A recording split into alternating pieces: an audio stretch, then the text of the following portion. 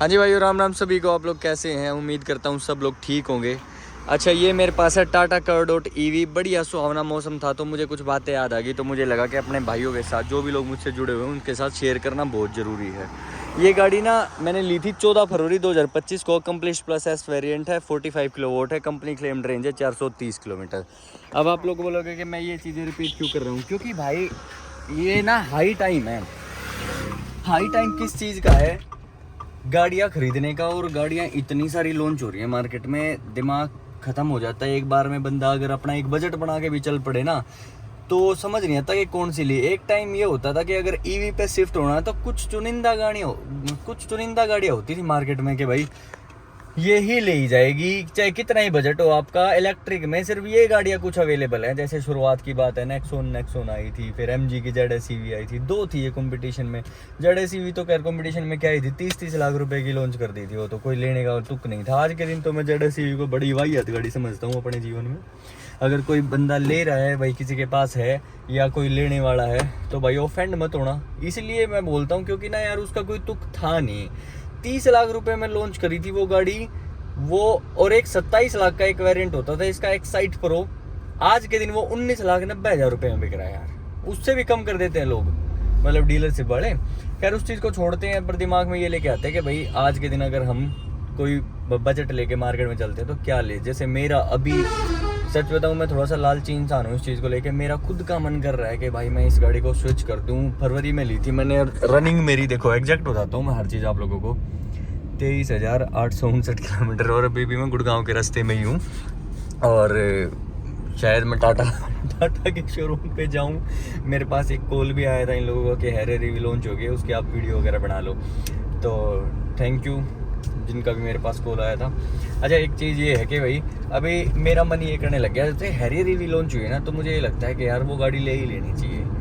वो क्यों करता है, एक तो वो 65 किलोवाट में है और एक 75 किलोवाट, 2 ही वेरिएंट है उसके। और QWD मतलब उसकी जो, मतलब ये खैर 75 किलोवाट में दो बैटरी पैक दे दिए उस गाड़ी में। अब मुझसे कई सारे लोग क्वेश्चन ये करते हैं कि भाई हम गाड़ी लेने वाले हैं, हमारा बजट इतना है कि कौन सी लें।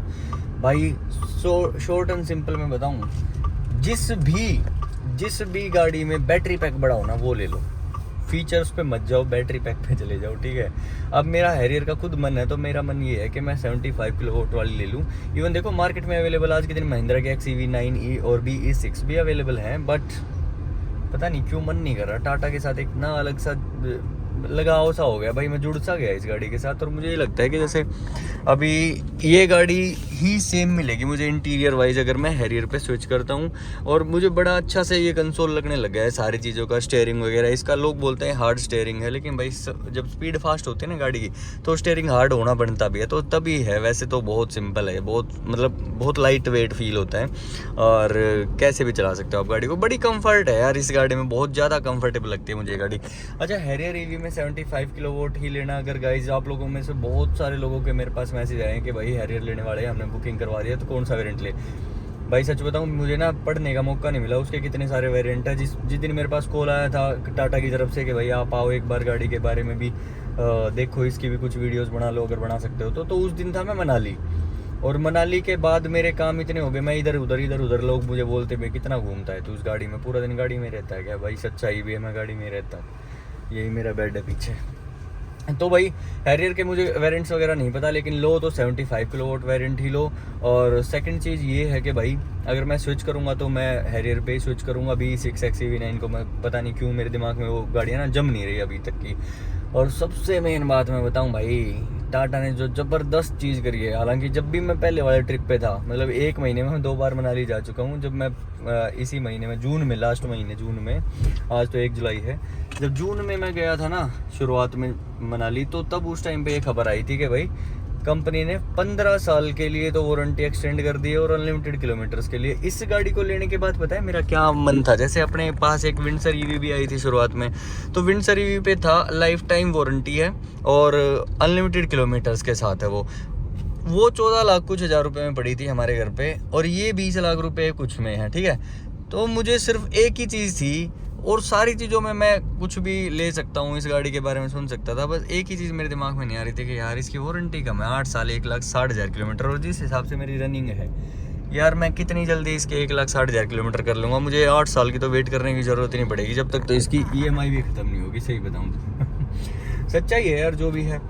लेकिन भाई जो टाटा ने एक नंबर की बात बता दी ना कि भाई इसकी वारंटी बढ़ा दी, लाइफ टाइम वारंटी कर दी हर गाड़ी में, और अनलिमिटेड किलोमीटर्स की। यार मुझे नहीं पता इसके साइकिल्स कितने होते हैं LFP बैटरीज के, लेकिन बोलते हैं कि ये 3 से 5 लाख किलोमीटर तक आराम से चल जाती है। भाई 3 से 5 लाख किलोमीटर खैर चलाए कौन, जब तक तो स्विच क्या पता कितनी गाड़ी हो जाएंगी। स्टिल एक दिमाग में एक वो नहीं होता, एक शांति हो जाती है ये चीज़ होने के बाद। यार भाई वारंटी है अपनी, कैसे भी चलाएं, बस फ़र्क इतना रहेगा कि भाई हम इसको भिड़ने नहीं देंगे और रफ एंड टफ में उतना यूज़ नहीं करेंगे। लेकिन भाई रनिंग भाई खुल के करने का मन करता है अब, पहले नहीं करता था इतना, क्योंकि देखो शुरुआत में अगर आप लोगों को पता हो ना, अगर आप मुझसे पुराने जुड़े हो तो मुझे इस गाड़ी पे 1000 यूनिट फ्री मिले थे, तो मैंने इसमें ट्रिप्स वगैरह लगाने इसलिए शुरू कर दिए थे। क्या पता मेरा काम ऐसा कुछ ना हो कि मैं उस टाइम पे मैं थोड़ा बहुत फ्री था, अभी तो खैर काम थोड़ा सा बड़ा हुआ है, तो मुझे था कि टाइम भी है और फ्री यूनिट्स भी है, तो क्यों ना तू कंज्यूम करना है यार, उनको यूज़ कर उनको अच्छे से। मैं घूमने निकल जाता था कहीं भी। उसके बाद ये लगने लगा यार फ्री यूनिट्स भी नहीं है, बेकार में इसके किलोमीटर्स में रनिंग बढ़ा के क्या फ़ायदा है। समझते हो ना, एक बंदा, एक मिडिल क्लास फैमिली वाला बंदा सोचता है ये सारी बातें कि किलोमीटर्स में रनिंग बढ़ा दूंगा, कल को इसकी मार्केट वैल्यू बिल्कुल वही 5-6 लाख रुपए टूट के ही दोबारा बिकेगी, अगर कहीं भी बिकेगी तो, और ज़्यादा किलोमीटर्स होंगे तो और 8-9 लाख रुपए टूट जाएंगे, इसके फ़ायदा नहीं है। तो डर लगने लग गया था। लेकिन भाई ये खबर सुनने के बाद भाई मेरा नहीं मन करता कि इसको मैं कहीं भी रोकूं। डेली रनिंग है। देखो अब मैं गुड़गांव में एंट्री भी नहीं करी है, मैंने सुबह इस ट्रिप को 0 कर दिया था। 94.2 किलोमीटर तो मैं सुबह से चल लिया हूँ अभी तक, और 35% बैटरी बची हुई है। 35 में 142 की रेंज है, AC वगैरह सब कुछ ऑन है, और सिटी मोड है। मतलब यार गाड़ी ना पूरे कर रही है। जब मैंने ये छोटा बैटरी पैक लिया था ना, तो मैंने ये सोचा था कि यार छोटा बैटरी पैक ना मेरे साथ देगा। कैसे? क्योंकि ना चार्जिंग टाइम कम लगेगा, चार्जिंग कम टाइम में, मतलब कम टाइम में चार्ज किया गाड़ी को और निकल लिया वहीं से, ये सब सोच के। और मुझे था कि मैं कहाँ इतनी रनिंग करूँगा, मेरा दिल्ली गुड़गांव नोएडा का चक्कर रहता है। दिल्ली गुड़गांव नोएडा तो मैं एक बार में सुबह फुल घर, मतलब पूरी रात घर पे फुल चार्ज करके इसको फास्ट चार्जर से, और 300-350 किलोमीटर में आराम से निकाल लूँगा। जब मुझे ये लगेगा कि ज़्यादा रेंज चाहिए तो AC बंद कर लूँगा भाई, क्योंकि गर्मियाँ कितनी ही रहती हैं, और गर्मियाँ खैर ज़्यादा ही रहती हैं, 8 महीने 9 महीने। बट यार मेरा मन में यही था कि 300 किलोमीटर मेरे लिए इनफ है, क्योंकि विंडसर की मैंने देखी थी 220-230 plus, max to max 250 kilometre. हाँ, काफ़ी सारे लोग हैं जो विंडसर में भी बहुत ज़्यादा रेंज निकालते हैं, 300-300 किलोमीटर रेंज निकालने वाले भी लोग हैं मेरे सर्कल में, लेकिन हमारे वाली उसमें नहीं निकलती थी। तो मुझे ये था अगर वो मैक्स टू मैक्स 250 दे देगी ना, और ये 300 दे देगी, तो मेरे ये जो 5-6 लाख रुपये मैंने एक्स्ट्रा लगाए ना, ये मेरे वर्थ इट मुझे लगने लग जाएंगे। तो वही इतनी तो देती है, आराम से देती है। हालांकि मेरे एक भाई का मैसेज भी आया था, उन्होंने 45 किलोवाट वेरिएंट वाला नेक्सॉन का टॉप मॉडल लिया था। उन्होंने बोला कि 100 किलोमीटर की स्पीड पे चलाने के बाद गाड़ी ने 250 किलोमीटर ही निकाले हैं हाईवे पे, और वो बिल्कुल खुश नहीं है उस रेंज से। अब भाई अब मुझे नहीं पता ऐसा कैसे हो सकता है कि 100 किलोमीटर की स्पीड पे चलने के बाद सिर्फ 250 किलोमीटर निकालेगी, क्योंकि सेम बैटरी पैक मेरी वाली इस गाड़ी में, जिसमें कि वेट भी ज़्यादा है नेक्सॉन से। मैंने आप लोगों को दिखाया था, एक मेरी वीडियो पड़ी भी है मेरे चैनल पे, आप लोग जाके देखोगे। मैंने विदाउट एनी रीजनरेटिव मोड, ठीक है, और 100, 120, 130 भी चलाया मेरी गाड़ी को एक दिन, और वो भी स्पोर्ट्स मोड में। जी मतलब ट्रिप 0 कर दी थी 100% पे मैंने अपनी गाड़ी की, और टोटल मेरी गाड़ी ने उस दिन निकाले थे sports mode plus without any regeneration mode 100-120 की स्पीड पे 280 किलोमीटर एग्जैक्ट। तो ये तो 45 किलोवाट वाला वेरिएंट है, इसकी बता रहा हूँ। इसलिए बता रहा हूँ ये बात भी, क्योंकि वो जो भाई जो आपने मैसेज किया मेरे पास कि 250 किलोमीटर ही निकले हैं 100 किलोमीटर की स्पीड पे हाईवे पे चलने के बाद, जो कि बहुत ज़्यादा ही गलत बात है। अब ये नहीं पता भाई क्या कौन सी प्रैक्टिस है आपकी चलाने की, या फिर मुझे सच बताऊँ मुझे नहीं पता, बस मैं तो जस्ट मैं अपना एक्सपीरियंस शेयर कर सकता हूँ। और मैंने लाइफ का मेरा तजुर्बा इतना ही है कि भाई एक्सपीरियंसेस ही सिखाते हैं। मैं आपसे अगर कुछ सीखूंगा तो आपका एक्सपीरियंस होगा तो ही सीख पाऊंगा। तो मेरा एक्सपीरियंस ये है कि भाई ये निकाल देगी, और मैं तो मतलब मैं बहुत सही चलाने वाला बंदा हूँ कि 80-90-100 इतनी चलाता हूँ। इवन ये वाली गाड़ी ना थोड़ी फास्ट ही चलती है, क्योंकि ऑटोमेटिक है, प्लस में EV है, आप लोगों को पता है इसमें पावर ज़्यादा होती है। तो ये 100 से नीचे तो मेरी शायद ही चलती है कभी, शायद ही। जब मेरा बिल्कुल ही ध्यान ये हो ना कि भाई मैंने म्यूजिक चला लिया, एक तो इसमें हरमन कार्डन का बहुत ज़बरदस्त म्यूजिक सिस्टम है, कितनी तारीफ़ कर लूँ उतनी कम है इसकी। तो जिस दिन मैंने म्यूजिक चला लिया ना, उस दिन एक अलग बात है, नहीं तो भाई ज़बरदस्त मतलब इसकी परफॉर्मेंस मुझे लगती है। लेकिन अब बहुत टाइम हो गया है मुझे अपने इस गाड़ी में, ठीक है। अब मैं इस गाड़ी को चेंज करने वाला हूँ। मेरे दिमाग में जो बात आई है, अब ये नहीं पता इस बात को सुन के घर वालों का क्या रिएक्शन होगा वीडियो जब उनके सामने आएगी। But I want to change it, मतलब अपग्रेड करना चाहता हूँ यार। जब से हैरियर लॉन्च हुई है ना, तो मेरे मन में है वो कि भाई मैं लूँगा, और बहुत ही जल्द जो लोग हैरियर लेने वाले हैं ना, तो मैं हैरियर लेके आऊँगा, अपने घर रखूँगा उसको। कुछ मैंने बात करी है किसी से, एक्चुअली मैंने बात नहीं करी, मेरे पास सामने से एक कॉल आया था, तो भाई उस गाड़ी का भी मैं एक एक पुर्जा खोल दूंगा।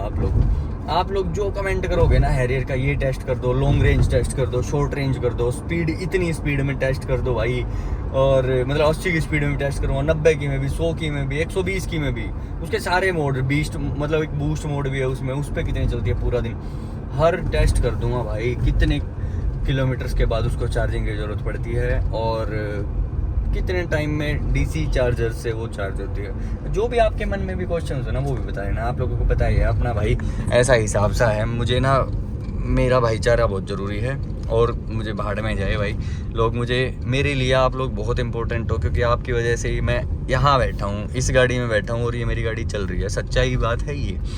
अब जो आप लोग बोलोगे वो सारी चीज़ें एक्सेप्टेबल हैं, और भाई thank you so much for supporting me till now, और उम्मीद करता हूँ आप लोग मुझे आप आगे भी सपोर्ट करेंगे। भाइयों ऐसा होता है कि एक जर्नी में मैं निकल लिया हूँ, मैंने अपनी गाड़ी का ऑलमोस्ट हर चीज़ करके दिखा दी है। जब मैंने नई गाड़ी ली थी ना, तो मेरे को किसी ने ये बोला था कि भाई सचिन अब तो नई गाड़ी आ गई है, अब तो ना इसको खोल के रख देना, बिल्कुल लगभग 1 साल लग जाएगा, लेकिन इसको खोल के रख देना। मुझे लगता है कि मैंने 1 साल नहीं 3 महीने में इसको खोल के रख दिया। मैंने इसका एक एक पुर्जा देख लिया। इवन बहुत सारे लोग ऐसे हैं जिनको बहुत अंत नॉलेज है ईवी के बारे में, और एक ईवी ये भी जा रही है ना, ये वो वाली पुरानी नेक्सॉन है, एल आर के नाम से इन्हें निकाले थे, कुछ नहीं जो रेंज देती थी, ठीक है। बहुत सारे लोग हैं जिनको बहुत सारी नॉलेज है। मुझे बहुत लोग हाईवे पे मैं चलता हूँ मिलते हैं, मेरे सिटी में बहुत लोग मिलते हैं जो कहीं ना कहीं मेरी वीडियोज़ उनके सामने गई हैं, बहुत अप्रिसिएशन मिलता है भाई, बहुत अच्छा लगता है आप लोगों की वजह से मुझे। खैर गाइस, इस वीडियो का मोटिव सिर्फ इतना ही था। एक तो हैरियर के अपडेट के बारे में मुझे बताना था कि भाई लो तो सारा जो भी लो, क्योंकि हैवी गाड़ी है भाई, बड़ा बैटरी पैक लेना, ठीक है। और दूसरी बात, जो किलोमीटर्स और unlimited kilometres plus life time warranty, ये भाई ये बड़ा दिल खुश रहता है मेरा गाड़ी को चलाते टाइम। मुझे मतलब एक तो टाटा की 5 स्टार सेफ्टी प्लस में ये जो रिलायबिलिटी मिली है, ये अलग ही खुशी दे रही है मुझे नहीं पता जिन लोगों के पास कर्व है, नेक्सॉन है, कुछ भी है, कोई भी गाड़ी है टाटा की, उनके साथ कैसा है, बट भाई मैं बहुत अच्छा फील कर रहा हूँ इस चीज़ के बाद। और इसी बात के साथ मौसम हो गया बहुत ही ज़बरदस्त। अब मैं ना क्या करता हूँ, मेरी गाड़ी को फटाफट जाके एक बार चार्ज लगा के, दूसरी एक दोस्त बुलाया मैंने गुड़गांव में, और स्विमिंग पूल पे जाने का आज मेरा प्रोग्राम है, तो इस गाड़ी को तो मैं चार्ज लगा दूँगा। एक स्टैटिक का एक चार्जर मैंने ढूंढ रखा है गुड़गांव में, फिर दूसरी उसकी एक गाड़ी है, उसमें बैठ के फिर मैं पूल में थोड़ा सा एंजॉय करने जा रहा हूँ आज। देख लो, अब ये है इलेक्ट्रॉनिक गाड़ी के फ़ायदे। अब आपने बोला कि इतना फ्री है क्या अपने घर से 200-250 किलोमीटर दूर सिर्फ पूल में नहाने के लिए आ रहे हैं? नहीं भाई, वो पूल एक्चुअली जानकार का ही है मेरे, और वहाँ हमें बैठ के कुछ डिस्कस करना है। अगर आप लोगों को ना पता हो, मैं वैसे पहले भी बता चुका है, मैं योगा ट्रेनर ऑल्सो, तो वो भी काम देखने होते हैं मुझे, तो ये सारी चीज़ें हैं। So guys, thank you so much for watching my video till the end last video में आप लोगों के कमेंट देख के मुझे बहुत अच्छा लगा, और ख़ासकर मेरे भाई जो कि इंस्टाग्राम पे डीएम कर रहा, जिन लोगों ने 20-22 लोग ऐसे थे जिन्होंने कमेंट नहीं किया, जिनको मैंने बोला भी भाई अगर ये कमेंट में लिख दोगे ना ये सारी बातें जो आप लोग मुझे डीएम में बोल रहे हो, तो मुझे बहुत अच्छा लगेगा। लेकिन भाई बोल रहे थे हमें शर्म आती है, बट आपकी वीडियोज़ अच्छी लगता है। सो भाई थैंक यू सो मच आप लोगों का भी, चाहे कैसे भी है सपोर्ट तो मुझे कर ही रहे हो ना आप। और गाइज़, यूट्यूबर कैसे बने, ऐसे क्वेश्चंस मेरे पास बहुत आते हैं, पता नहीं क्यों। एक तो मेरे सिटी जैसे रोहतक हरियाणा से मैं बिलोंग करता हूँ, एक वहाँ ना एक बहुत बड़ा बोर्ड लिखा देखा मैंने, वहाँ लिख रखा था यूट्यूबर कैसे बने, बहुत बड़े बड़े वर्ड्स में। तो एक बंदा मेरा ही नोन में है, वो उनके पास गया कि भाई मुझे यूट्यूब करना है, कैसे कैसे करना है। तो उनके पास क्या था ना, कुछ टेस्टिमोनियल्स थे, जैसे कि भाई हमारे पास से इस बंदे ने सीखा है तो ये यूट्यूब कर रहा है, हमारे पास से उसने सीखा तो वो भी यूट्यूब कर रहा है। तो उसमें मेरा भी नाम था बेकार में।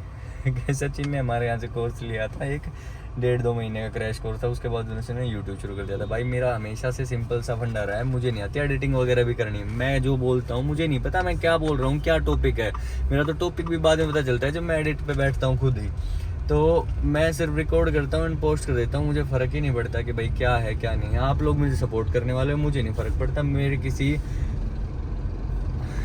ऐसे जो अनवांटेड अपने हैं उनसे भी, जो मेरा भाईचारा है वो ये है, और मेरे पास जो डेली कॉल मैसेज करते हैं वो है। उसके अलावा मुझे वो किसी इंसान से घंटा फर्क नहीं पड़ता। चलो गाइस छोड़ दो, फाइट डे की बात है। आप लोगों के जो भी काम करना है आप लोगों को कर सकते हो, मुझसे कुछ पूछना पूछ सकते हो, सजेशंस दे सकते हो। Thank you so much for watching my video till the end again, and subscribe जरूर करते जाना यार। और रेफरेंस दे दिया अगर अपने किसी जानकार को, ये बंदा है रोहतक रहने से, इसको सपोर्ट कर दो, फॉलो कर दो, सब्सक्राइब कर दो, लाइक कर दो, कमेंट कर दो गाइस। Okay bye. और कोई नई गाड़ी लेनी हो टाटा की, प्लीज़ कॉन्टैक्ट मी, क्या बता सस्ती दिलवा दूँ। बाय।